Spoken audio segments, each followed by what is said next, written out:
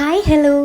അപ്പോൾ ഇന്നത്തെ നമ്മുടെ വീഡിയോ ഒരു ട്രെയിൻ യാത്രയാണ്. ഇത് അവ്യാൻ്റെ ഫസ്റ്റ് ട്രെയിൻ യാത്രയാണ്. കൂടാതെ ഞങ്ങൾ ഡാഡയുടെയും മമ്മയുടെയും ഒരുമിച്ചുള്ള ഫസ്റ്റ് ട്രെയിൻ യാത്ര ഇത് തന്നെയായിരുന്നു. ഒരു ഫുൾ ഡേ ഞങ്ങൾ 3 പേരും ട്രെയിനിൽ അങ്ങനെ അടിച്ചു പൊളിച്ചു എൻജോയ് ചെയ്തു.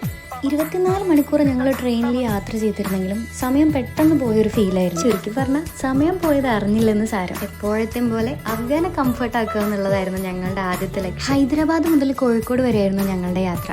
ട്രെയിൻ നിർത്തിയിട്ടുണ്ടായിരുന്ന എല്ലാ സ്റ്റോപ്പുകളിലും ഞങ്ങൾ ഇറങ്ങിയിട്ട് നന്നായിട്ട് എക്സ്പ്ലോർ ചെയ്യുന്നുണ്ടായിരുന്നു.